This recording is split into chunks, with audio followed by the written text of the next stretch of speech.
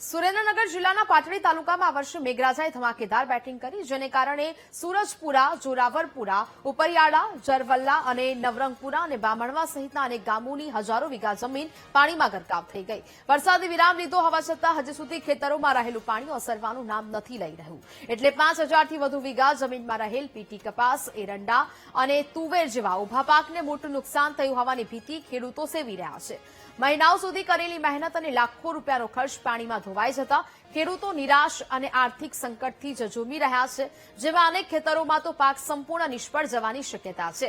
આ સ્થિતિમાં ભારે વરસાદથી થયેલી નુકસાની સામે સરકાર કંઈક વળતર આપે તેવી માંગણી કરી રહ્યો છે।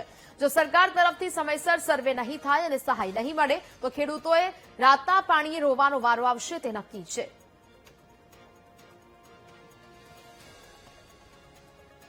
વરસાદ બહુ પુષ્કળ અતિવૃષ્ટિ થયો વરસાદ પડ્યો છે, બધો પાક નિષ્ફળ ગયો છે। કપાસ, બીટી કપાસ, તુવેર, એરંડા, બધા કપાસ નિષ્ફળ ગયું છે બધું।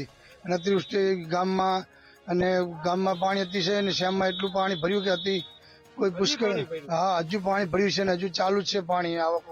લગભગ 90% 95% ખેતીની અંદર પાણી છે। લગભગ બધા જ અહીંયા લગભગ બધું મોટા ભાગનું વાવેતર બીટી કપાસનું હતું। બીટી કપાસ લગભગ 2 ફૂટ 3 ફૂટના કપાસ હતા।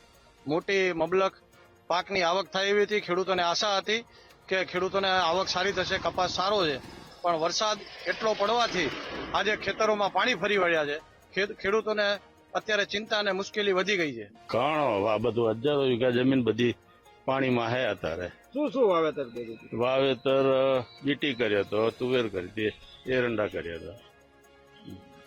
શું તકલીફ થઈ? બધું જતું રહ્યું પાણીના હિસાબે। શું માંગ હે સરકાર પાસે? શું માંગ? હા, કઈક આપે વળતર તો કઈક અનુકૂળ આવે ને કે તો ખેડૂતો પાયમાલ થઈ ગયો।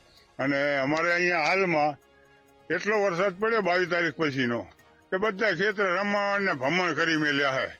અને હાલની પોઝિશન એવી છે કે હાલમાં કઈ છે જ નહીં, પાણી જ નકરું દેખાય છે, બરાબર।